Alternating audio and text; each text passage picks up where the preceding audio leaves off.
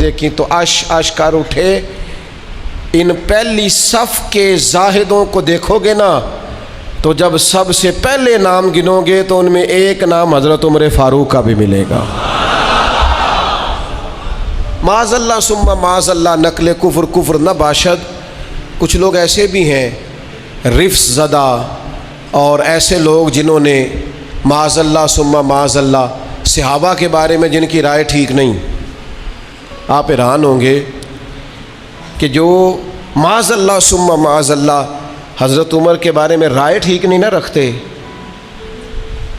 یہ کمال ہے نا، جو رائے ٹھیک نہیں رکھتے. یہ وہ بھی کہتے ہیں کہ 10 سال سے زیادہ وقت تک 24 لاکھ مربع میل پہ حکومت کرنے والے شخص نے اپنے گھر میں 1 روپیہ بھی نہیں جانے دیا.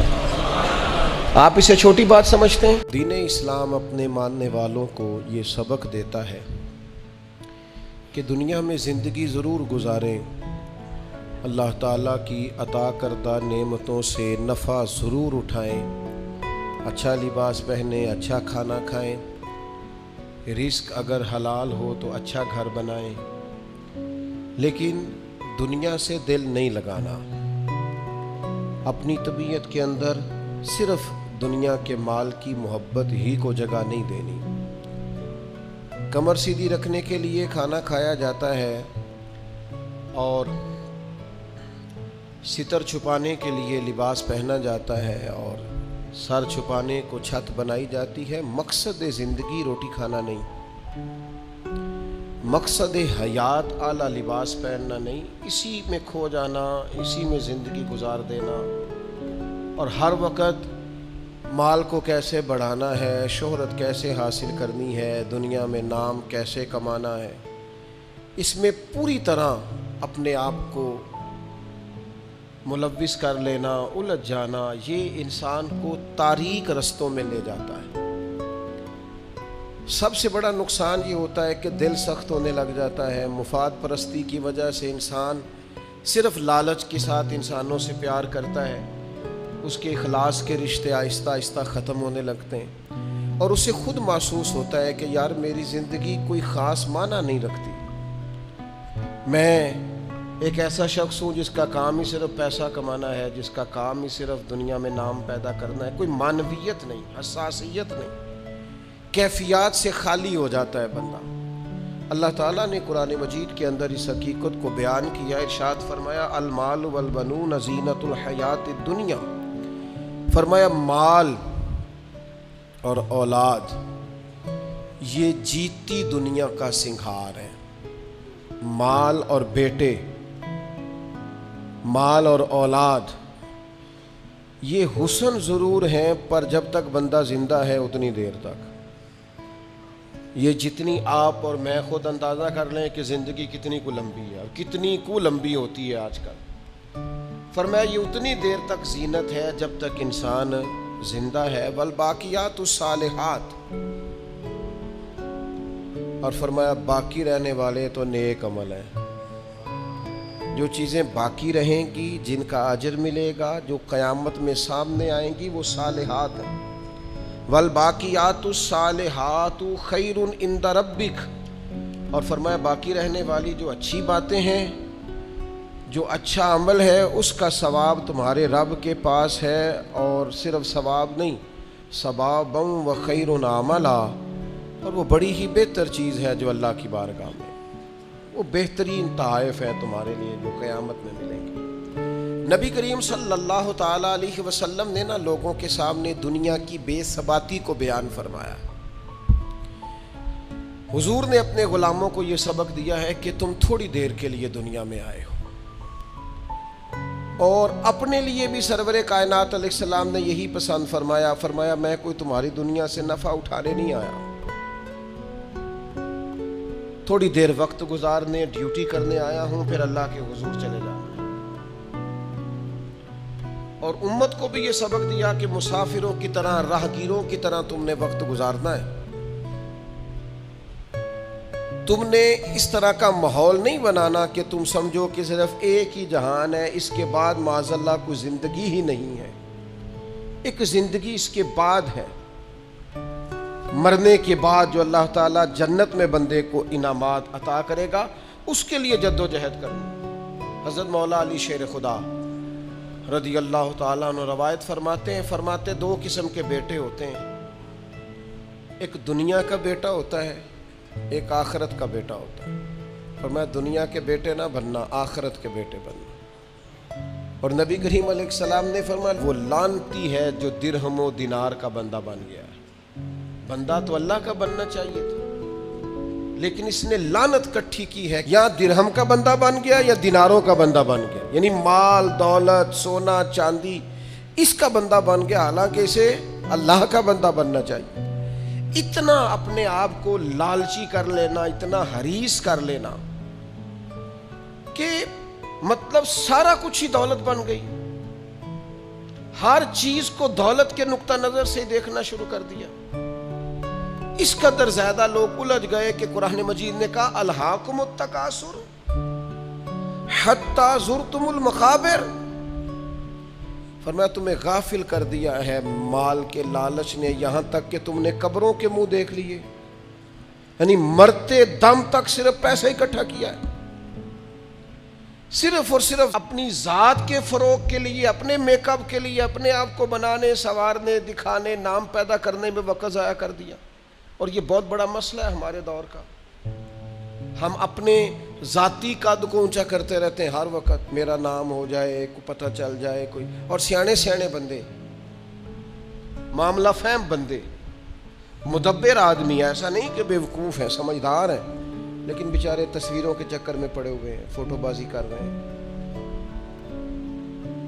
آپ حیران ہوں گے کہ ہماری قوم ایک طرف یہ ہے کہ لوگ بیچارے بلوں کے لیے پریشان ہیں کہ ان کے پاس ادا کرنے کو پیسے نہیں، اور دوسری طرف ہمارے پاس اتنا پیسہ ہے کہ صرف بڑے سارے بورڈ پر ہم نے بڑی ساری ایک فلیکس لگوائی ہے جس کی کوئی ضرورت نہیں تھی، اس پہ عید مبارک لکھا ہے، اور مسئلہ عید مبارک کا نہیں تھا، وہ جو جس کی نیچے فوٹو لگی تھی نا، اس نے ذرا دکھانا تھا کہ میں بھی یہاں رہتا ہوں۔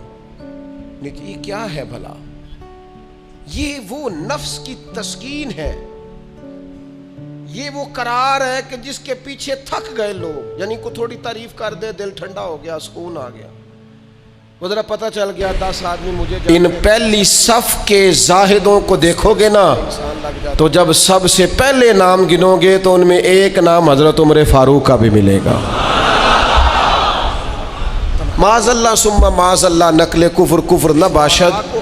کچھ لوگ ایسے بھی ہیں رفس زدہ، اور ایسے لوگ جنہوں نے معاذ اللہ ثم معاذ اللہ صحابہ کے بارے میں جن کی رائے ٹھیک نہیں، آپ حیران ہوں گے کہ جو معاذ اللہ ثم معاذ اللہ حضرت عمر کے بارے میں رائے ٹھیک نہیں نہ رکھتے،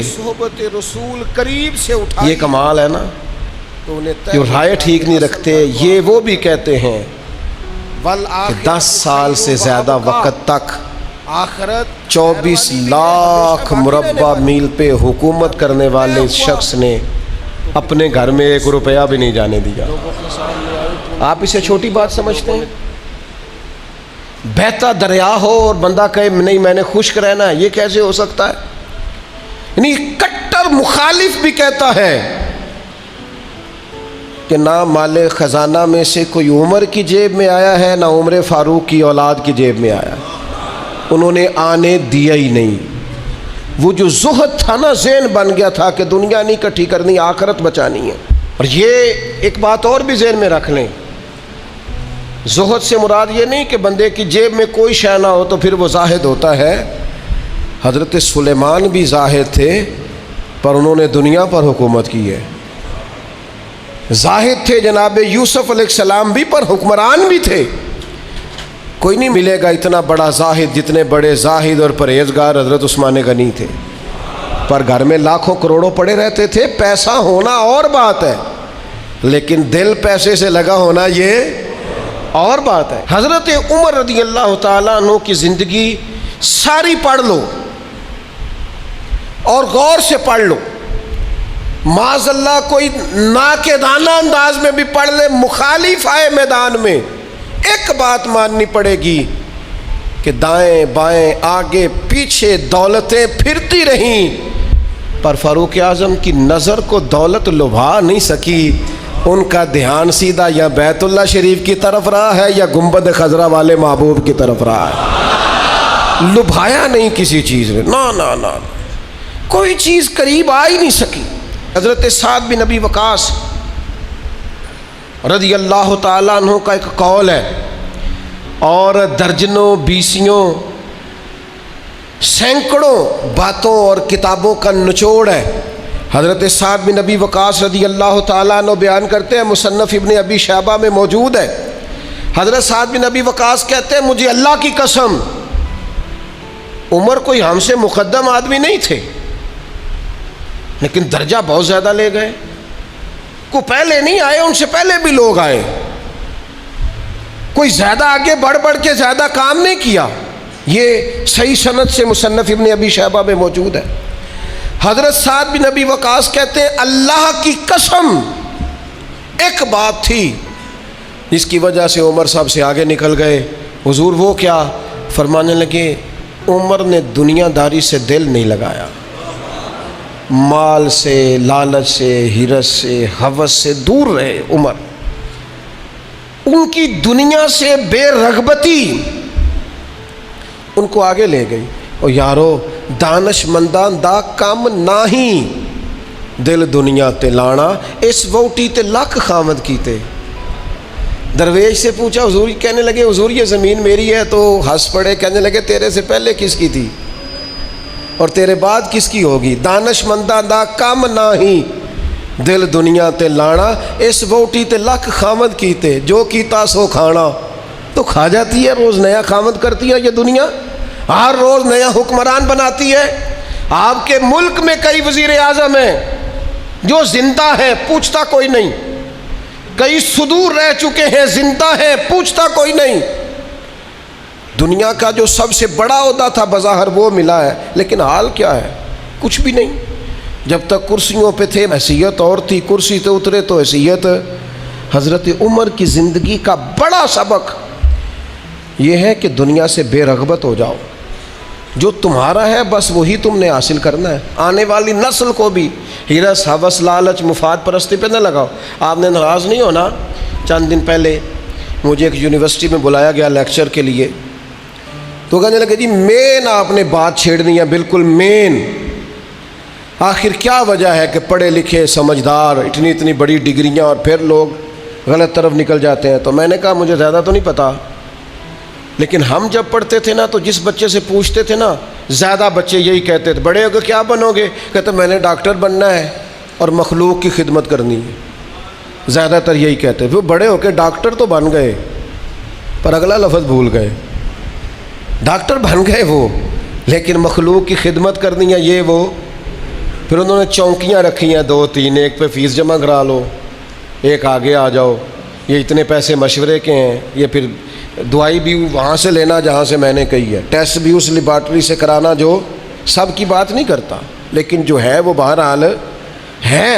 خدا را کہیں تو دنیا داری چھوڑ دو، کسی مقام پر تو اس کو چھوڑ دو۔ وہ یار میں تو اس دن بڑا ہی تڑپا تھا، جس دن ایک بوڑھے نے مجھے آ کے کہا تھا پیر صاحب میں تہاڈی ماں باپ دی شان تے تقریر سنی ہے، کیا بات ہے، لیکن آپ کو پتہ ہے آج کل بچوں سے بھی عزت کرانے کے لیے باپ کا مالدار ہونا ضروری ہے۔ ابا غریب ہو تو وہ بچوں کے لیے زیادہ قابل احترام۔ اس نے کہا یہ بھی ذہن میں رکھیں آپ۔ تو میں تو ٹوٹ گیا سارا اور بکھر گیا اس بزرگ کی بات سن کے۔ اس نے کہا وہ غیروں سے مشورے لیتے ہیں صرف اس لیے کہ ان لوگوں کی جیبوں میں پیسے ہیں، اور میں نے بھی زمانوں کو سبق پڑھایا ہے، لیکن چونکہ جیب خالی ہے تو لہٰذا میں زیادہ سمجھدار اور سیاںا بندہ نہیں رہا۔ پیسے کیوں نہیں؟ جب تک زہد نہیں پیدا ہوتا، تلنے لگ گئی ہیں چیزیں، گھٹن محسوس ہوتی ہے، گھٹن۔ حضرت عمر کی زندگی کا زہد اصل تھا۔ میں آپ سے عرض کروں 2 قسم کا مسئلہ ہے ہمارے ملک میں۔ کچھ کو اس لیے نیند نہیں آتی کہ لائٹ گئی ہے تو پنکھا بند ہے، لیکن کچھ کا پنکھا چلتا ہے انہیں نیند نہیں آتی کیونکہ اے سی بند ہے۔ پکی بات بتا رہا ہوں، بالکل پکی۔ نہیں نیند آتی انہیں جب تک اے سی نہ چلے، عادت ہو گئی، پیدا ہی اے سی میں ہو گئے، دل لگا لیا دنیا سے، مزاج نہیں۔ بھائی جب تک آپ کی طبیعت میں زہد پیدا نہیں ہوتا، اچھا یہ جو غریبی امیری ہوتی ہے نا، یہ بھی احساس سے وابستہ ہوتی ہے۔ آپ کا ذہن بن جائے نا کہ کوئی یار کی سوچے گا، تو پھر آپ گئے کام سے۔ اور اگر سادے کپڑوں میں آپ خوش ہیں نا تو انشاءاللہ کوئی کچھ بھی نہیں سوچے گا۔ اگر آپ غیر مطمئن ہیں تو پھر سارے ہی سوچیں گے کہ پتہ نہیں یار دیکھو کس طرح کپڑے پہنے۔ اور اگر آپ مطمئن ہیں تو انشاءاللہ تعالیٰ کسی بندے کو بھی کوئی پریشانی، کوئی ٹینشن نہیں ہوگی، کچھ بھی نہیں ہوگا۔ آپ کو ہے جتنا بھی اندر معاملہ، آپ سادہ زندگی میں خوش ہیں تو ساری دنیا ہی ٹھیک ہے۔ لیکن اگر آپ ہی بڑے پریشان ہیں کہ یار دیکھو میں مطلب کس طرح کا میں نے لباس پہنا ہے، تو پھر حالات خراب ہیں۔ معروف تابعی ہیں حضرت عبید بن عمیر رضی اللہ تعالیٰ عنہ، وہ فرماتے میں نے حضرت عمر کو نا جمرات کی رمی کرتے دیکھا۔ ہم اپنے لفظوں میں کہتے ہیں شیطانوں کو کنکر مارنا، حج کے موقع پر کہتے ہیں میں نے جمرات کی رمی کرتے دیکھا حضرت عمر کو 11-12 ذی الحج کو، وہ کنکر مار رہے تھے تو میں ان کے پیچھے تھا، تو صرف پشت پر نا 12 پیوند لگے ہوئے تھے کپڑوں، صرف کمر میں نے دیکھی چونکہ صرف پشت میری جان 12 پیوند لگے تھے۔ لیکن فرماتے ہیں جب انہوں نے رخ میری طرف کیا تو جلال وہی تھا جو حضرت عمر کا ہونا چاہیے۔ میں بڑی دفعہ کہتا ہوں، مجھے پھر کہہ لینے دو، یار روب کپڑوں کا نہیں ہوتا، کردار کا ہوتا ہے۔ آپ کپڑوں سے روب ڈالنا چاہتے ہیں، بڑے بڑے موبائل ہاتھوں میں پکڑ کے روب ڈالنا چاہتے ہیں، بڑی گاڑیوں سے اتر کے روب ڈالنا چلتے ہیں، کوئی نہیں ڈلتا۔ اب تو بھئی دنیا ایک سے ایک بڑھ کر ہے، روب آپ کے کردار و عمل کا ہوگا، روب ہوگا آپ کی شخصیت کے وقار کا، آپ کی وفاداری کا روب ہوگا۔ حضرت عمر رضی اللہ تعالیٰ عنہ کی زندگی میں جو زہد تھا، اچھا انہوں نے بہت سارے گورنروں کو پکڑا، کہا تو ریشم کا لباس پہنتا ہے، یا تو نے مال بنا لیا ہے، چلا ادھر۔ اور جب بھی کسی کو گورنر بناتے تھے پہلے لسٹ بناتے تھے اس کے پاس کیا کیا ہے، اور وہ لسٹ اپنے پاس رکھ لیتے تھے، 6 مہینے سال میں اگر اس کے مال میں اضافہ ہوتا تو فارغ کر دیتے۔ لیکن کوئی بندہ انگلی بھلا کیوں نہیں اٹھاتا تھا، یہ بھی سمجھے، کوئی انگلی اس لیے نہیں اٹھاتا تھا کہ پتہ تھا کہ اگر ہمیں ڈانٹتے ہیں نا تو گھر اپنے بھی کوئی چیز نہیں لے کے جاتے۔ آپ غور فرمائیے گا میری بات پر، اور ہمیشہ اس بات کو یاد رکھیے گا، یہ جو ہمارا اعزاز ہے، یہ جو ہماری طبیعت ہے کہ ہمیں پروٹوکول سسٹم چاہیے، اور یہ بہت ساری جگہوں پہ ہے۔ کبھی کبھی اس سے دل بڑا اکتا جاتا ہے، پریشانی ہوتی ہے کہ یار کوئی تو بندہ اس سے باہر ہو۔ یہ ابھی حج کا سیزن آیا تھا، میرا ذاتی تبصرہ اس پر یہ ہے کہ کم از کم حج سے تو وی آئی پی سسٹم ختم کریں آپ۔ 15 لاکھ میں بھی بندہ حج کرنے جا رہا ہے اور 42 لاکھ میں بھی بندہ حج کرنے جا رہا ہے۔ آپ کو یہ اوپن چیزیں مل جائیں گی کہ کچھ لوگوں کو مینا میں جگہ ملتی ہے قبر کے مطابق لیٹنے کی، اتنی سی جگہ۔ میں رات کو جب اٹھ کے سائڈ چینج کرتا تھا نا تو میں بیٹھتا پہلے اٹھ کے، تو پھر میں سائڈ چینج کرتا تھا مینا، اور اسی مینا میں آپ نے لوگوں کو اے سی والے بڑے بڑے خیمے بھی دیے ہوئے اور بڑی بڑی کشادہ جگہ بھی دی ہے۔ آپ وہاں سے وی آئی پی سسٹم مجھے ایک دفعہ ایک صاحب کہنے لگے، پیر صاحب میں نے 50 لاکھ کے قریب کا پیکج بنایا، ہر چیز زبردست۔ میں نے کہا خانہ کعبہ آ جائے گا کمرے کے اندر چل کے جو کمرے آپ دیں گے؟ کہنے لگا نہیں۔ تو میں نے کہا جب طواف کرتے وقت کوئی وی آئی پی نہیں، ایک ہی صف میں کھڑے ہو گئے محمود و ایاز، نہ کوئی بندہ رہا نہ کوئی بندہ نواز، بندہ و صاحب و محتاج و غنی ایک ہوئے، تیری سرکار میں پہنچے تو سبھی ایک۔ او کم از کم کہیں تو اس کلچر سے باہر آ جاؤ۔ کلچر بن گیا ہے، وہاں کیٹاگری ہیں، پوچھتے ہیں آپ نے اے میں جانا ہے، بی میں جانا ہے، سی میں جانا ہے۔ آپ کو سادے لفظوں میں کہتے ہیں جنہ گڑ پاؤ گے ہونا میٹھا ہو، جتنے پیسے خرچیں گے اتنی آپ کو وی آئی پی ہوٹل ملے گا، وی آئی پی سواری ملے گی، وہاں سسٹم ملے گا۔ کم از کم کسی جگہ تو مسلمان چھوڑ دیں۔ صحابہ فرماتے ہیں جناب عمر جب حج کرنے گئے اور امیر المومنین گئے، اور امیر وقت اس وقت خطبہ حج دیتے تھے، نمازیں پڑھاتے تھے، فرماتے ہیں کوئی کسی قسم کا پروٹوکول نہیں تھا۔ جہاں گرمی زیادہ ہوتی تھی ویسے درخت کے نیچے آرام کرتے تھے، جہاں گرمی زیادہ ہوتی تھی وہاں حضرت عمر اپنی چادر اتارتے تھے، درخت کی ٹہنیوں پہ ڈال لیتے تھے، چھاؤں ذرا گھنی ہو جاتی تھی، اس کے نیچے آرام کر لیتے تھے. اگر کہیں جگہ پتھریلی ہو جاتی تو وہ زمین پر چادر بچھا لیتے اور وہیں آرام کرتے.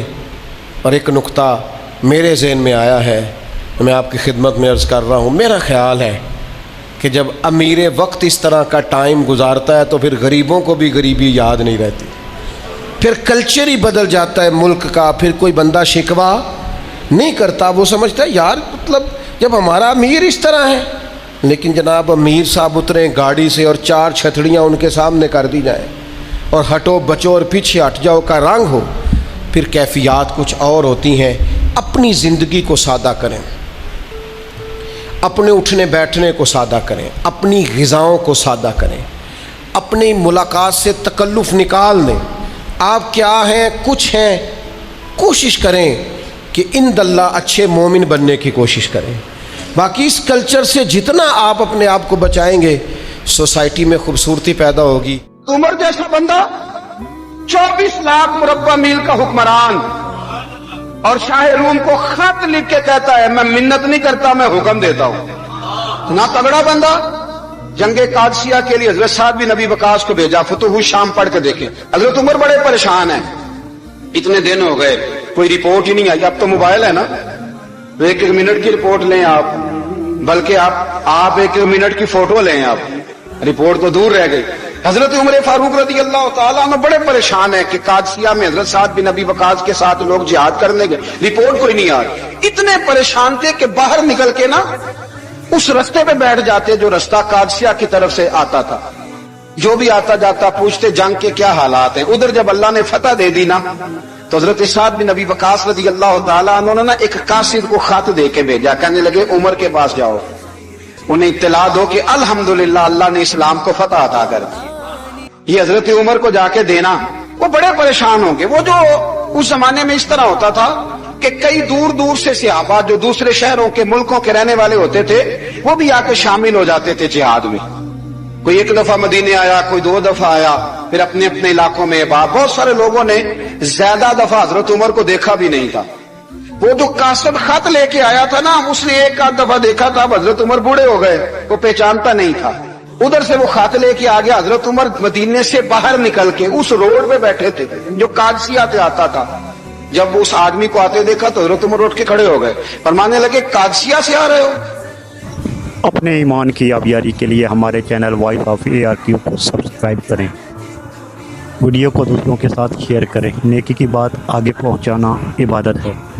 وہ کیا کہتا ہے؟ پھٹے پرانے کپڑے، ٹوٹے ہوئے جوتے، سر پہ پرانی پگڑی. کہنے لگے غلام مدینے کے رہنے والے ہو؟ حضرت عمر کہنے لگے ہاں مدینے کا ہوں. کہا میں قادسیہ سے آیا ہوں، الحمدللہ اللہ نے اسلام کو فتح دے دی ہے، الحمدللہ کفر کی کمر ٹوٹ گئی ہے. اس نے یہ بات کر کے تو گھوڑے کو ایڑی لگائی، گھوڑا دوڑنے لگا مدینے کے. حضرت عمر بھی ساتھ ساتھ دوڑ رہے. فرمانے لگے اچھا بتاؤ خالد بن ولید کا کیا حال ہے؟ تھوڑا آگے جا کے فرمانے لگے اسامہ بن زید کیسے ہے؟ وہ کہتے ہیں ٹھیک ہے. پھر اس نے اور گھوڑا. عمر ساتھ ساتھ دوڑ رہے ہیں، ساتھ ساتھ. 24 لاکھ مربع میل کا حکمران، ایک جوتا پیر سے نکل گیا، عمر دوڑ رہے ہیں. آگے جا کے پوچھتے ہیں سعد بن ابی وقاص کا کیا حال ہے؟ تو حضور وہ بھی ٹھیک ہے. کتنے لوگ میرے شہید ہو گئے مسلمانوں میں سے؟ کہنے لگا صحیح گنتی کا نہیں پتا، یہ لفظ ادا ہوتے ہوتے مدینے کی سرحد آ گئی. لوگوں نے عمر کو گھوڑے کے ساتھ دوڑتے دیکھا تو کہا امیر المومنین کیوں دوڑ رہے ہیں؟ وہ غلام چھلانگ لگا کے نیچے آیا، قدموں میں بیٹھ گیا. کہنے لگا حضور آپ نے بتایا ہی نہیں آپ امیر المومنین ہیں. آپ فرمانے لگے کیا بتاتا؟ میں تو اونٹ چرانے والے کا پتر ہوں، کیا بتاتا؟ وہ عمر ہوں جس نے اپنے گناہوں کا حساب دینا ہے، کیا بتاتا؟ جو سعد بن ابی وقاص کو جہاد پہ بھیج کے کچھ بزدلوں کی طرح گھر میں بیٹھا ہے، کیا بتاتا؟ کوئی حیثیت نہیں، کوئی طاقت. تو نے اچھا کیا، تو مجاہد تھا، مجھے ساتھ ساتھ دوڑایا، تو نے اچھا کیا. جتنے لوگ تھے چیخے مار کے رونے لگے. حضرت فاروق اعظم سکھانے لگے عمر جب تک تیرے جلوے رہیں گے اللہ کامیابیاں ہی عطا فرمائے گا، جب تک تیرا رنگ رہے گا اللہ تعالیٰ نوازتا ہی رہے گا. کچھ نہیں کبھی اپنا ظاہر ہی نہیں کیا. بہت بڑے تھے، بہت بڑے تھے حضرت عمر، بڑے تھے. حضرت ابو رافع غلام تھے، قرآن پاک بڑا سونا پڑھتے تھے. حضرت عمر جب بھی انہیں ملتے کہتے ابو رافع تو عمر سے اچھا ہے. कुरान बड़ा शानदार पढ़ता है। तो वो कहते हुजूर अगर मैं कुरान सही पढ़ता हूं तो आपको कुरान की तशरीह ज्यादा सही आती है, आप भी तो मुझसे अफजल हैं। तो आप फरमाते नहीं फिर भी तो मुझसे अफजल है। क्यों? इसलिए कि तू अपने आका की नौकरी भी ठीक करता है और रब की इबादत भी ठीक करता है, और मुझे खाली सिर्फ इबादत करनी होती है वो भी ठीक नहीं कर पाता। सारी जिंदगी अपना मुहासबा, सारी जिंदगी अपने गिरेबान में देखा, सारी जिंदगी अपने आप को परखा, अपने आप को टटोला। 65 साल उम्र बीत गई। हजरत हुज़ैफा बिन यमान एक सहाबी थे, मेरे नबी करीम अलैहिस्सलाम ना उनसे राज की बातें करते थे। हर बंदे का आजमा ठीक नहीं होता, सबसे राज की बात नहीं करनी चाहिए। हजरत हुज़ैफा बिन यमान कहते हैं हुजूर राज की बातें बताते। मदीना मुनव्वरा में जो मुनाफिकीन थे उनकी लिस्ट भी नबी पाक ने हजरत हुज़ैफा बिन यमान को दी थी। जब कोई मशकूक आदमी मर जाता ना तो सहाबा कहते हम देखते अगर हजरत हुज़ैफा ने जनाजा पढ़ा तो हम भी जनाजा पढ़ लेते। नबी पाक ने भी कुछ जनाजे नहीं पढ़े। तिरमिजी में है, फरमाया उस्मान से जो बुग़्ज़ रखे उसका जनाजा नहीं पढ़ेंगे। हजरत हुज़ैफा बिन यमान अगर जनाजा पढ़ते तो लोग पढ़ते, वो ना पढ़ते तो लोग जनाजा ना पढ़ते। हजरत हुज़ैफा बिन यमान कहते हैं जनाब उमर फारूक की खिलाफत के आखिरी अय्याम थे, कुछ दिनों के बाद वो शहीद हो गए। फरमाते आधी रात का वक्त था, मैं घर में सोया था बड़ा बेफिक्र, अचानक मेरे दरवाजे पे दस्तक हुई, मैं घबरा के उठा, इतनी रात को कौन आया? कहते कुर्बान जाऊं, दरवाजे पे गया तो अमीरुल मोमिनीन फारूक आजम दरवाजे पे। मैंने कहा उमर कोई हुक्म था तो मुझे बुला लेते। कहने लगे मैं ना अमीर बन के नहीं आया, तेरा वीर बन के आया हूं। अमीरुल मोमिनीन की हैसियत से सरकारी काम से बुलाता तो वहां बुलाता, मुझे एक जाती काम पड़ गया। कहते मैंने उमर को घर की अंदर बुला के चारपाई पे बिठाया। मैंने कहा हुजूर मैं गरीब आदमी, मैं क्या आपके काम आ सकता हूं? तो कहते उन्होंने ना मुझे साथ बिठा लिया, फिर मेरा हाथ पकड़ लिया। कहने लगे तू उमर को जानता है? उमर झूठ नहीं बोलता। तू जानता है? तो उमर वादों का पक्का है। कहा हुजूर जानता हूं। कहा मैं उस वक्त आया हूं जब देख भी कोई नहीं रहा। हजरत हुज़ैफा बिन यमान कहते हैं परेशान हो गया, हुजूर पहेलियां ना बुझवाए, मेहरबानी कर बताए किधर आए हैं। हजरत उमर फारूक फरमाने लगे 65 साल का हो गया हूं, 63वां चल रहा है, दाढ़ी सफेद हो गई है, अलपक गया, उठ फरीदा सुत्या, दाढ़ी आ गई पूर, अग्गा नेड़े आ गई, पिछा रह गई दूर। अब कब्र अशर का मामला साफ नजर आने लगा है। कहा हुजूर मुझसे क्या चाहते हैं? हजरत उमर रो पड़े, कहने लगे आज मैं इशा के बाद निकला हूं तो नबी पाक के सहाबा मुझे नेक कह रहे थे, फिर मैंने बच्चों की मां से और बच्चों से भी पूछा है, वो भी मुझसे राजी हैं। पर हुज़ैफा तेरे साथ नबी पाक राज की बातें करते थे, सच बता कहीं उमर का नाम मुनाफिकों में शामिल तो नहीं? सच बताओ उन मुनाफिकीन में तो शामिल नहीं, कहीं ऊपर ऊपर से तो नहीं सारा कुछ? हजरत हुज़ैफा बिन यमान कहते हैं मैं बाप के मरने पे इतना नहीं रोया जितना उमर के सवाल पे रोया। मैं कदमों में बैठ गया, मैंने कहा नहीं उमर ये तो मैंने नहीं सुना, लेकिन ये मैंने नबी पाक से जरूर सुना है कि मेरे बाद अगर कोई नबी होता तो उमर इब्ने खत्ताब होता। ये मैंने अपने कानों से सुना है कि उमर जिस गली से गुजरे शैतान रास्ता बदल जाता। कि नबी करीम अलैहिस्सलाम ने फरमाया कि जिब्रील अमीन 950 साल मेरे उमर की शान बयान करे तो उमर की शान खत्म नहीं होती। 950 साल अगर हजरत जिब्रील भी बयान करें तो ये मकाम है सैयदना फारूक आजम का। अल्लाह तबारक व तआला ने जिस तरह सारे नबियों में शान हुजूर को अता फरमाई, इसी तरह तमाम नबियों के हवारियों में सबसे ज्यादा शान हुजूर के गुलामों को अता फरमाई। कुरान मजीद में अल्लाह करीम ने फरमाया या अय्युहल्लज़ीना आमनू कू अनफुसकुम व अहलीकुम नारा, फरमाया ए ईमान वालों खुद भी जहन्नुम की आग से बचो और अपने घर वालों को भी दोज़ख की आग से बचाओ। हजरत उमर फारूक ने जब ये आयत नाजिल हुई तो फौरन अर्ज किया या रसूल अल्लाह सल्लल्लाहु अलैहि वसल्लम इसका क्या मतलब है कि खुद भी दोज़ख की आग से बचो और अपने घर वालों को भी बचाओ? तो नबी करीम अलैहिस्सलाम ने फरमाया उमर इसका मतलब ये है कि जिन चीजों का अल्लाह रसूल तुम्हें हुक्म देते हैं तुम अपने घर वालों को उन चीजों का हुक्म दो, और जिन चीजों से अल्लाह रसूल तुम्हें मना करते हैं तुम अपने घर वालों को भी उन चीजों से मना करो। हजरत उमर फारूक की जिंदगी में जो चीज आपको बहुत ज्यादा मिलेगी ना वो ये है कि आपने जितना कड़ा एहतसाब मुहासबा बाहर वालों का किया है ना, उससे ज्यादा बढ़ के अपना और अपने घर वालों का किया है। ये बड़ा अजीब मामला है कि हम जितने लोग हैं, हमारा मियार ये है कि सामने वाला गलत है और मैं ठीक, यानी दूसरे का बच्चा गली में नजर आ जाए तो उसकी गलतियां निकलनी शुरू हो जाएंगी। और मेरा बच्चा सारा शहर घूम आए एक टायर पे मोटरसाइकिल पे, तो हम कहते हैं कि अभी बच्चा है, इंशाल्लाह सियाना हो जाएगा। अगर अब्बा जी आज तक सियाने नहीं हुए जिसको समझा लें, तो फिर बेटे का सियाना होना तो हो सकता है कि वो कोई 60-70 साल लग ही जाए। घर के अंदर जब तक तवज्जो नहीं होती, और सबसे पहले जब तक अपनी जात पर तवज्जो नहीं होती, मैं कहा करता हूं कि बाहर लेक्चर चलता है, घर में अमल चलता है। लेक्चर बाहर चलता है, घर के अंदर अमल चलेगा। बाहर तो आपने कह दिया नमाज पढ़ा करो, खत्म हो गई बात। लेकिन घर में बच्चे नमाज तब पढ़ेंगे जब उनके वालिद नमाज पढ़ेंगे। घर में कह दिया पर्दा करो, पर घर में बच्चियां पर्दा तब करेंगी जब उनकी अम्मा पर्दा करेगी। घर के अंदर अमल चलता है, बाहर तो चलो बात भी चल जाती है। तो वालिद का जब तक किरदार बच्चे नहीं देखते, किरदार बच्चे नहीं देखते जब तक, उतनी देर तक उनका तब्दील होना मुमकिन नहीं होता। हजरत उमर फारूक रदी अल्लाह ताला अन्हु ना बाहर वालों का भी बड़ा सख्त हिसाब करते थे। बड़ा एक गवर्नर साहब ने लिबास बड़ा शानदार पहनना शुरू कर दिया था, तो हजरत उमर ने उतरवा के ना तो उन्हें टाट का लिबास पहना के तो ऊंट चराने की ड्यूटी दे दी। इतना सख्त एहतसाब करते।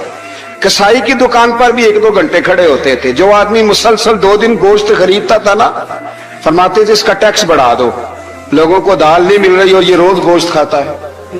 हजरत फारूक आजम, उसको जजिया कहा जाता था, या कुछ और मामलात होते तो बढ़ा देते थे। मुसलसल जो 2 दिन आदमी गोश्त खाता था, फरमाते थे मदीने में गुर्बत है, अगर ये वाला निजाम तुम करोगे तो गरीब लोग किसकी तरफ देखेंगे। लेकिन उससे ज्यादा बढ़कर जो उनकी जिंदगी का म्यार और स्टेटस था वो ये था कि अपने घर का खास ख्याल रखते, खास तवज्जो करते। मुल्क शाम से और ईरान से कुछ लोग आपकी खिदमत में आए, तो वहां से कुछ कनीजें भी आई उनके बादशाह का पैगाम लेके। शाह ईरान की कनीज को मलका ने कहा कि ना हजरत उमर की जौजा को देख के आना जरा किस तरह की है। हमारे मुल्क में क्या कहते हैं, खतूने अव्वल, बाकी सारे दुओं में खतूने अव्वल, जरा खतूने अव्वल को देख के आना। तो वो जब आई ना घर में मिलने, तो कहा कि मुझे मेरी मलका ने कहा था कि उमर की जौजा से, अहलिया से मुलाकात करके आना। तो हजरत उमर की अहलिया ने ना एक जोड़ा कपड़ों का दे दिया मलका के लिए, और एक खुशबू की शीशी दे दी। अब जब वो तोहफे वहां गए तो उस मलका ने ना कुछ सोने का सामान भेजा, कुछ जेवरात भेजे, कुछ तहाइफ भेजे। जब हजरत उमर के घर आए ना, वो खादिम लेके आया, उसने कहा जी आपकी अहलिया ने तोहफे भेजे थे। तो जवाब में शाह ईरान की बीवी ने, यहाँ जिस मुल्क का वो सफीर था, उन्होंने भी ये भेजे। हजरत उमर फारूक ना वो तोहफे लेके घर गए, तो जाके कहने लगे अपनी अहलिया से, ये तू कब से तोहफे तहाइफ भेजने लग गई है, ये कब से निजाम शुरू हो गया। तो हुजूर तोहफा देना लेना तो ठीक है, सुन्नत है, मोहब्बत बढ़ती है, तो ये कोई कबाहत नहीं, और मैंने अपनी जाती इस्तेमाल के लिए जो चीजें रखी थी वो मैंने दी हैं। तो हज़रत उमर फारूक रज़ी अल्लाह तआला अन्हु फरमाने लगे, हमने किसी मुल्क के साथ और उसके बादशाह के साथ जाती ताल्लुक नहीं बनाना, ताल्लुक जो भी बनेगा रसूलुल्लाह के दीन की बरकत से बनेगा। जाती रिश्ते नहीं हमने कायम करने। जाती आपके मुल्क की जो एयरलाइन जिसका हर साल खसारे का ढंढोरा पीटा जाता है ना, वो हमारे बादशाह साहब और सदर साहब अगर गैर मुल्कियों को घोड़ा कभी भेजना हो ना, घोड़ा, तो पूरा एक जहाज घोड़ा लेके तोहफे में जाता है, पूरा जहाज गरीब कौम का ये सरमाया। और कौम बड़ी बादशाह है, लाइनों में लाके वोट देती है। 2 काम हमेशा लाइन में लाके के करने, एक बिल लाइन में लाके जमा कराना है और एक वोट लाइन में लाके, ताकि फिर पूरे 5 साल लाइन में ही लगे रहें। मर्जी से आप वोट देना, पर जो बात दुरुस्त है उसको सुनो। हजरत उमर फारूक रज़ी अल्लाह तआला अन्हु ने अपनी अहलिया से पूछा, कितने का था वो तेरा जोड़ा और खुशबू की शीशी? उन्होंने कहा 3 दिनार की। फरमाया ये 3 दिनार तेरे, और बाकी जो तोहफे आए हैं वो तू खुद कह, क्योंकि उसने तेरे नाम भेजे हैं। तू कह कि मैं माले गनीमत में देती हूँ, तू कह मैं मुसलमानों को कह। तो ज़ौजा हंस पड़ी, कहने लगी मैं नाम भी कहूं तो मुझे कहना तो पड़ेगा ही। कहना तो मैंने है ही, क्योंकि सामने उमर फारूक है, लिहाजा पर मैं कह देती हूं मैंने दिया खजाने को। हजरत उमर ने जमा करा लिया। भाई ये क्या बात हुई? मेरे घर वाले जो मर्जी करें, इनका मेयारे जिंदगी जिस तरह का मर्जी हो। और हजरत उमर एक जुमला कहा करते थे, अल्लाह करे कि ये बातें इस दौरे हाजिर में हमारी समझ में आए। हजरत उमर फारूक रजी अल्लाह तआला अन्हु अपने बच्चों को फरमाया करते थे कि बहुत आदमी को भूख लगी हो ना, और फिर उसकी पसंद का खाना पका हो, जितने शौक से वो उस खाने को देखता है ना, फरमाया इस तरह पूरी कौम अपने बादशाहों के खानदान को देखती है। इस तेजी के साथ देखते हैं कि इनके घर में क्या हो रहा है, इनका म्यारे जिंदगी क्या है, इनका स्टेटस क्या है। आपके बच्चे दोनों कारोबार के लिए मिस्र गए। एक बहुत बड़ा काफिला गया मदीने से मिस्र तिजारत के लिए। तो ये गए तिजारत के लिए, तो हजरत अब्दुल्ला इब्ने उमर और हजरत उबैदुल्ला इब्ने उमर, हजरत उमर के दोनों बेटे गए। जनाब उमर फारूक के बच्चे जब वहां पहुंचे तो मिस्र के गवर्नर ने ना लोगों को तारुफ कराया कि ये उमर फारूक के बेटे हैं। एक छोटी सी बात कर दूं, ये चौधरी के बेटे को कौन बताता है कि तू चौधरी का बेटा है? बाहर वाले बताते हैं, घर वाले। और सेठ साहब के बेटे को कौन बताता है कि तू सेठ साहब का बेटा है? और मालिक को कौन बताता है कि तू मालिक का बेटा है और ये किराएदार है? ये कौन बताता है? ये सोच हम देते हैं बच्चों को। चौधरी और कम्मी की सोच, अमीर और गरीब की सोच, मालिक और किराएदार की सोच, घर के मालिक की और काम करने वाले की सोच, ये हम देते हैं। याद रखना, ये हम देते हैं, ये हमारा मिजाज है, ये बाहर से नहीं आती। तू कोई शहजादा है, तू सेठ है, तू नवाब है, ये सोच बाहर से नहीं आती। ये अम्मा सोच देती है, अम्मा, ये अब्बा सोच देता है। और फिर जब तबाही उतरती है तो उसके जिम्मेदार भी बाहर वाले नहीं होते, घर वाले होते हैं, घर वाले। हमारे बच्चों की तबीयतों पर ज्यादा नक्श बाहर वालों का नहीं होता, घर वालों का होता है, याद रखिएगा। हजरत उमर फारूक रदी अल्लाह, बच्चे हैं, शहजादे हैं, वो कारोबार करने गए और वहां बताया गवर्नर साहब ने कि ये फारूक आजम के बच्चे, अमीरुल मोमिनीन के। लोगों ने उनसे ज्यादा माल खरीदा, तिजारत में ज्यादा नफा हुआ। जाहिर है कि वो आपके जो अल्लाह खैर करे हुक्मरान है, उनके कारोबार कितने मुल्कों में है, किस बुनियाद पर है? वो सिर्फ इस बुनियाद पर कि वो हुक्मरान रहे, उनके लिए आसान था बड़े लोगों से ताल्लुकात बनाना।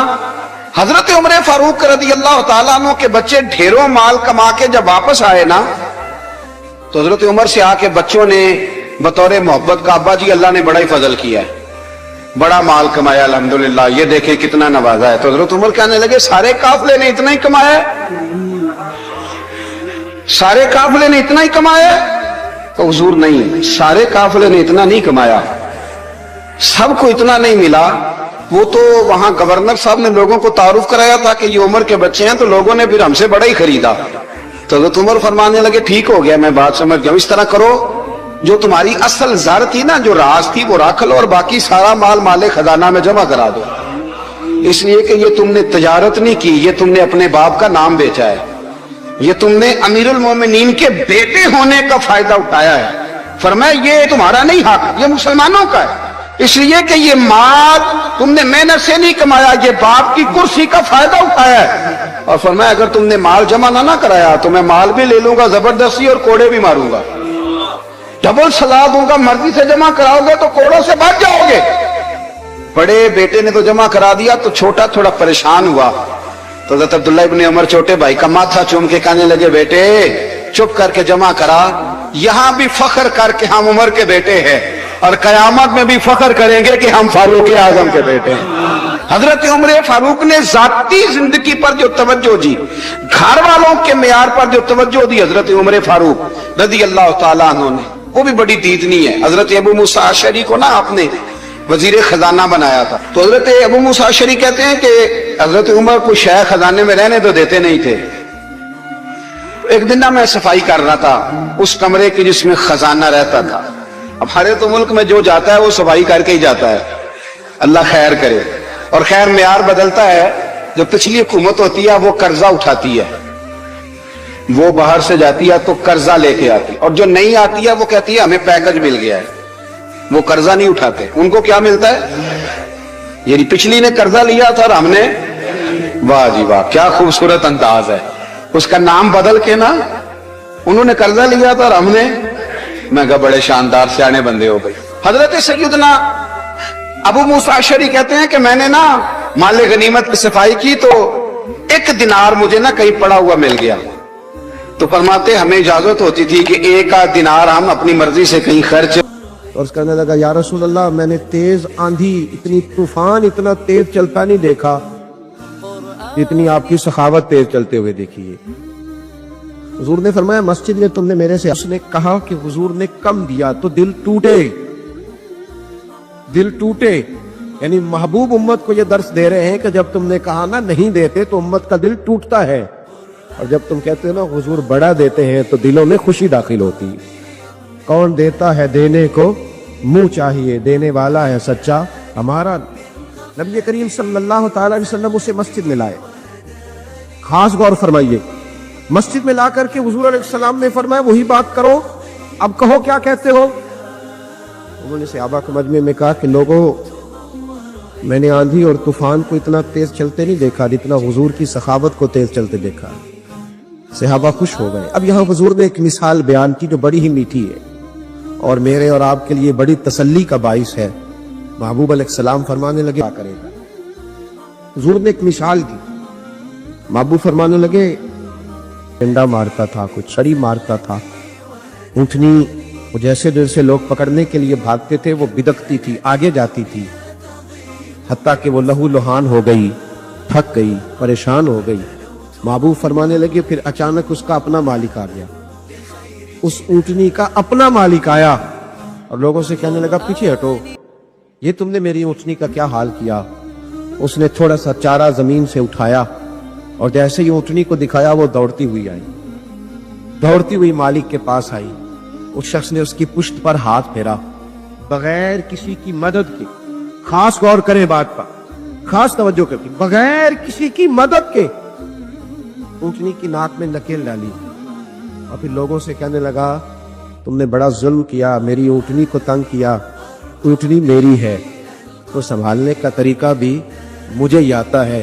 गोया हुजूर फरमाने लगे उम्मत भी मेरी है, ये उम्मत मेरी है तो संभालने का तरीका भी मुझे ही आता है। रब्बि हबली उम्मती कहते हुए पैदा हुए तो हक ने फरमाया कि बख्शा अस्सलातु वस्सलाम, ये तरीका सीखे उम्मत को संभालने का। ये हुजूर ने हमें तरीका दिया, उम्मत को संभालने का तरीका सीखे।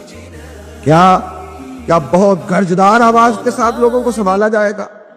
क्या किसी शख्स को मुतकब्बिर कह के फिर उसे छोड़ दिया जाएगा कि वो तकब्बुर में बढ़ जाए? किसी शख्स को दुनियादार कह के उसे छोड़ दिया जाएगा कि जो मर्जी करता रहे? किसी शख्स को बहुत ज्यादा गुनाहों में उलझा हुआ देखकर छोड़ दिया जाएगा? नहीं, हिकमत के साथ उसका इलाज किया। देखे ना हुजूर की बारगाह में आके एक शख्स ने कहा था या रसूल अल्लाह सल्लल्लाहु ताला अलैहि वसल्लम, हुजूर मैं कलमा पढ़ना चाहता हूँ। इमाम राजी इस हदीस को लाए, मैं हुजूर कलमा पढ़ना चाहता हूँ लेकिन मेरी कुछ बुरी आदत है जो मुझसे छूटती नहीं है। हुजूर ने फरमाया कौन कौन सी? तो हम लोगों ने तो लोगों को काट दिया है, काट दिया लोगों को। ओहो ये नशा करता है, रिश्तेदार हो के भी हमारा कोई ताल्लुक नहीं, इसे उठाओ किसी हॉस्पिटल में ले जाओ ताकि बेचारा दोबारा से दुनिया में आ जाए। किसी से गलती हो जाती है तो लोग उसे काट डालते, बल्कि इस तरह करते हैं कि मुआशरे से काट दिया जाता है। जब आप प्यार करेंगे, इन लोगों को वापस लाएं, ये फिर से सोसाइटी का हिस्सा बनेंगे। इमाम राफी भाई हो गया हो, अगर मुझसे शराब की बदबू सूंघ के पूछा कि तुमने शराब पी, शराब पी है तो झूठ तो बोल नहीं सकता, तो सच बोलूंगा तो क्या सोचेंगे कि हुजूर का गुलाम होकर ये काम करता है। फरमाते रात हुई तो एक खातून के पास गया, माज़अल्लाह सुम्मा माज़अल्लाह, मुंह काला करने को। भाइयों सुनना, कहते हैं जब मैं उसके करीब पहुंचा, हम कलाम हुआ तो वो कहने लगी सुना है तूने कलमा पढ़ लिया है, सुना है तू मुसलमान। भाई तुझसे लोग पूछते तो है ना कि बता तू किसका शागिर्द है, लोग कहते तो है ना कि तू फलां का मुरीद भी बनता है और ये तेरा रवैया, तू इतने बड़े बाप का बेटा है और ये तेरा अंदाज है। लोग पूछते तो है ना कि इतने शानों वाले नबी का कलमा पढ़ते हो और ये तर्ज जिंदगी अपनाया हुआ है, दुनिया के सबसे बेहतरीन मजहब के मानने वाले हो और ये अंदाज़ फिक्र है।